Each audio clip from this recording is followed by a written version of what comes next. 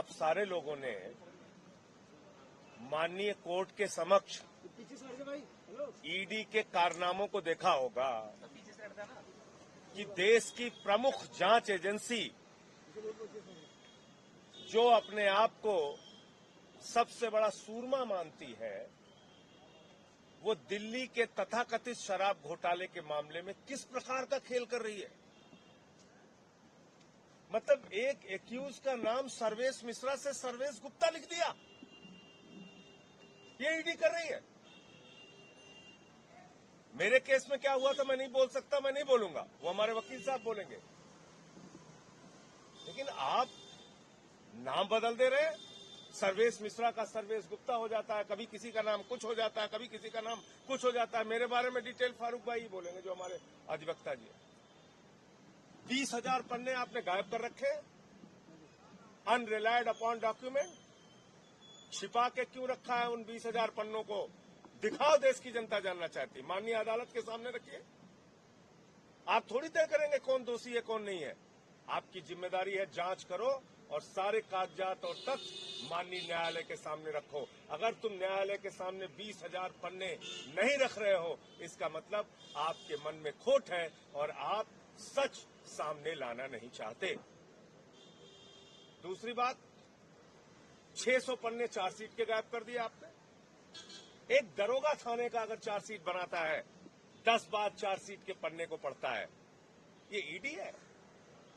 मजाक कर रहे हैं ये? 600 पन्ने गायब।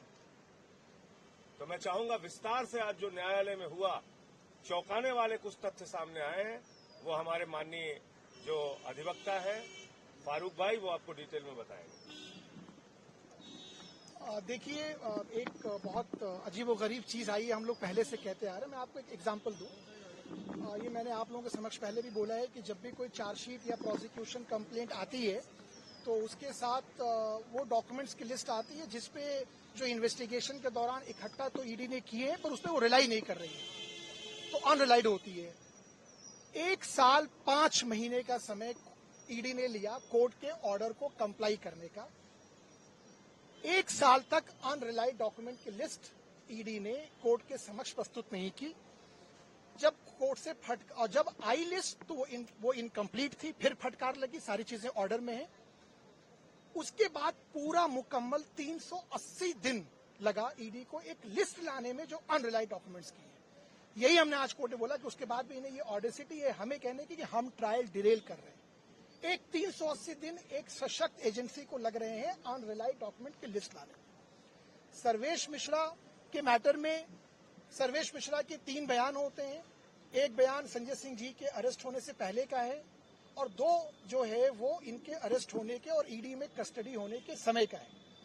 वो बयानों की कॉपी क्योंकि धुरी और सारी, क्योंकि ये समय उतना नहीं है कि मैं आपसे बात कर पाऊं, उस पूरे मुकदमे की जो बुनियाद है वो एक तथाकथित अप्रूवर के बयान पे है और उसकी जो धुरी है और जिस शख्स पे ये बेबुनियाद आरोप है कि उसके मार्फत पैसे दिए गए, उस आदमी का नाम, उस आदमी के स्टेटमेंट आप अनरिलाइड डॉक्यूमेंट में लगाते हैं। यानी उस डॉक्यूमेंट को ईडी, सर्वेश मिश्रा के 2 बयानों को ईडी मुकदमे के दौरान अपने मुकदमे के समर्थन में इस्तेमाल भी नहीं करेगी। उसके बाद क्या करते हैं, कोर्ट को गुमराह करने के लिए और सबको गुमराह करने के लिए सर्वेश मिश्रा का नाम सर्वेश गुप्ता रख देते हैं। जैसे एक बार संजय सिंह का नाम राहुल सिंह रख लिया था, आप लोगों को याद होगा, जब उन्होंने माफी मांगी थी। तो ये एक जो प्रोसीडिंग, ये सारी बातें हमने उसकी एप्लीकेशन लगाई थी, उससे बहस हुई, उस पर आदेश सुरक्षित है। उन्होंने सर्वेश गुप्ता वाले एप्लीकेशन पे ये बोला कि हमसे गलती हो गई, हमने गलती हो गई तो कॉस्ट लगाई है इनके ऊपर। ये जुडिशियल प्रीशियस जुडिशियल टाइम का वेस्टेज है। कोर्ट के इस देश में बहुत सारे मुकदमे लंबित हैं, लोग जेल में हैं, मुकदमे सुने नहीं जा रहे हैं और ऐसे मुकदमे जहां पे कोर्ट का समय सिर्फ व्यर्थ किया जा रहा है एक इन्वेस्टिगेटिंग एजेंसी के द्वारा। तो इस तरह का इनका कंडक्ट है। उस कंडक्ट को कोर्ट के संज्ञान में लाया गया और बताया गया। सीसीटीवी फुटेज के बारे में बता दूं, सुप्रीम कोर्ट का एक जजमेंट है, ऑनरेबल सुप्रीम कोर्ट का, परमवीर सिंह का, जो बॉम्बे पुलिस कमिश्नर थे मुंबई। तो 2 दिसंबर 2020 को सुप्रीम कोर्ट जो कहती है, आप लोगों की जानकारी के लिए, वो अनुच्छेद 141 भारत के संविधान के हिसाब से देश का कानून बन जाता है। सुप्रीम कोर्ट 2 दिसंबर 2020 को ये कहती है कि सारे थानों में, इंक्लूडिंग ईडी, एनआईए, एनसीबी, सारे दफ्तरों में आपको कैमरे इंस्टॉल करने, हर जगह पे, सिर्फ वॉशरूम को छोड़ के हर जगह पे करने। ऑर्डर में मैं ऑर्डर जाएंगे आपको दे दूंगा, पैरा 16, 17 और 19 3 पैरा उस जजमेंट के। उस पे ये सुप्रीम कोर्ट कहती है कि आपको करने हैं, ऑडियो फैसिलिटी रखनी है और नाइट विजन भी रखना है। सुप्रीम कोर्ट का आदेश का अगर अनुपालन नहीं होता है तो वो कंटेम्प्ट ऑफ कोर्ट होता है, इसकी जानकारी आप सब लोगों को है। ये क्या कहते हैं कि हमने संजय सिंह जी को अरेस्ट किया गया था 4 अक्टूबर को, उसके बाद 8 दिन ये उनकी हिरासत में थे। जब हम लोगों ने उनकी कॉपीज मांगी कि भाई आप वीडियो फुटेज विद ऑडियो दे, तो कहते हैं कि उस जमाने में हमारे पास तो ऑडियो वाला था ही, हमने नवंबर में लगाया है। हमने कहा आज बहुत बढ़िया, अगर आपने नवंबर में लगाया है तो जो आप कहेंगे इस एप्लीकेशन के रिप्लाई में वो सत्य तो है नहीं। आप और हम पक्षकार हैं मुकदमे में, एक पक्ष में एक पक्ष आप है, ये फैसला कोर्ट सही ये करेगी, कौन सही है कौन गलत है। तो हमने उनसे ये कहा कि आप वो दस्तावेज, कोर्ट से हमने प्रे किया कि वो दस्तावेज आप ईडी को डायरेक्शन दे कि वो प्रोड्यूस करें एफिडेविट पे, रिकॉर्ड पे, जिससे ये साबित होता हो कि नवंबर में ही ये इक्विपमेंट खरीदे गए। क्योंकि ये इक्विपमेंट ऐसे तो है नहीं कि ईडी या किसी थाने या किसी वकील के दफ्तर में मैन्युफैक्चर हो जाएंगे, ये ओपन मार्केट से होगा। सरकार की खरीदारी कैसे होती है आप सब लोगों को पता है, ओपन टेंडर होगा, जो भी होगा वो डॉक्यूमेंट्स लाने के लिए बोला है। हम लोग इस पे कंटेम्पलेट कर रहे हैं, चूंकि ये माननीय सर्वोच्च न्यायालय के आदेश का सरासर उल्लंघन है, कंटेम्प्ट है, तो इस पे हम कंटेम्प्ट की भी प्रोसीडिंग्स को एक्सप्लोर करते हैं। एक बार ये ऑर्डर आ जाए, उनके डॉक्यूमेंट्स आते हैं नहीं आते हैं, उसके बाद क्यों कि हमने ये बात कोर्ट में आपके समझ पहले ही कहा हुआ है, पहले भी बोला हुआ है कोर्ट में कि सर्वेश मिश्रा को भी, क्योंकि मैं उनका भी अधिवक्ता हूं, उनको भी ये क्विड प्रो को डील दी गई थी। जैसे दिनेश अरोड़ा के लिए फंसाया गया, लोगों का नाम लेके और भी अप्रूवल का आप सब जानते हैं, सर्वेश मिश्रा को भी ये डील की गई थी कि संजय सिंह का नाम, इनका नाम, उनका नाम ले लो, छूट जाओगे। पर उस आदमी ने, उस शख्स ने उस बात को नहीं माना और कहा कि मैं किसी का नाम नहीं लूंगा और जो तथ्य है, जो सत्य है, मैं उस पर रहूंगा। तो हमने कहा कि ये सब बातें, चूंकि मैं कह रहा हूं, तो मैं जो कह रहा हूं, मैं पक्षकार हूं, सारी बातें भाई ईडी कह सकती है, कोई कह सकता है, जो मैं कह रहा हूं वो सत्य नहीं है। इस सत्यता को परखने के लिए वो अगर सीसीटीवी विद ऑडियो फुटेज आ जाएं, जब सर्वेश मिश्रा का, दिनेश अरोड़ा का इंट्रोगेशन हुआ था, तो सारा दूध का दूध और पानी का पानी हो जाएगा, लेकिन वो लाया नहीं जा रहा है। अब आप अपने डॉट्स खुद कनेक्ट कर लीजिए, इसके आगे मैं क्या बोलूं कि वो क्यों नहीं लाया जा रहा है। लेकिन जब ऑडियो फैसिलिटी नहीं थी, उन्होंने कहा कि हमने नवंबर 2023 में ही वो फैसिलिटी अवेल की है, तो उससे पहले जितनी इंटरोगेशन हुई है अब तक इस केस में, तो क्या उसमें किसी में भी ऑडियो फैसिलिटी नहीं है? किसी भी गवाह की, किसी भी आरोपी की आवाज उसमें सुनाई नहीं देगी? उसमें अकॉर्डिंग टू ईडी तो यही है। लेकिन आप ये देखिए ना कि सुप्रीम कोर्ट का एक जजमेंट है परमवीर सिंह का, मुंबई पुलिस के कमिश्नर का जजमेंट है उस केस में। सुप्रीम कोर्ट ये कहती है कि आपको करना है, ऑडियो और भी रखना है और नाइट विजन भी रखना है। और 2020 दिसंबर का जजमेंट है, 2 दिसंबर का। नवंबर 2023 में आप इंस्टॉल करते हैं, 3 साल तक अगर आपने इंस्टॉल नहीं किया तो क्या आप, चूंकि ईडी है, आप एक सरकारी संस्था है, तो क्या आप सुप्रीम कोर्ट के आदेश से ऊपर है, उनसे बढ़ के हैं? इस बात का जवाब आप लोगों को लेना होगा।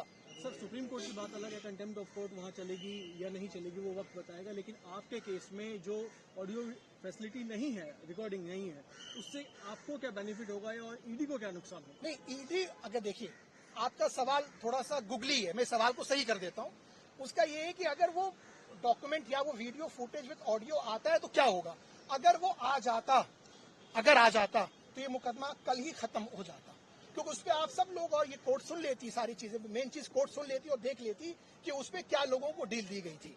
लेकिन वो नहीं आ रहा है, क्यों नहीं आ रहा है? अगर वो नहीं आ रहा है तो किसका फायदा, ये भी आप देख लो, ये मुझे कहने की जरूरत नहीं है।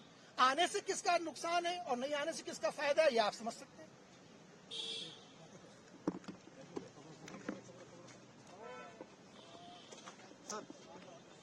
सर, एक सिंगल आईडी, छोटा सा अरे सब बोल दिया सर, चुनाव के बारे में बता दीजिए।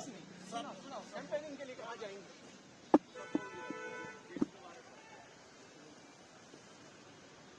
सर, आज आपका दौरा भी था ना सर?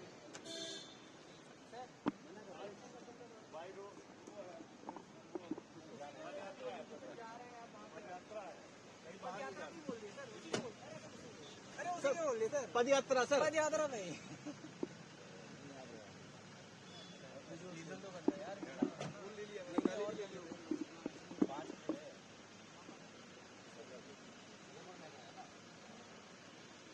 आप कुछ बोलना चाहेंगे? आपका नाम सर्वेश मिश्रा हो गया, संस्था कहते हैं आप।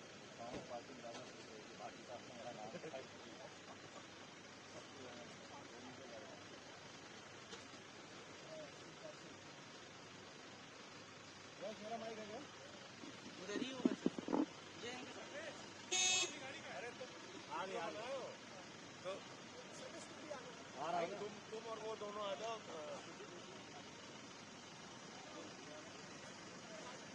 सुधा जी, ओके,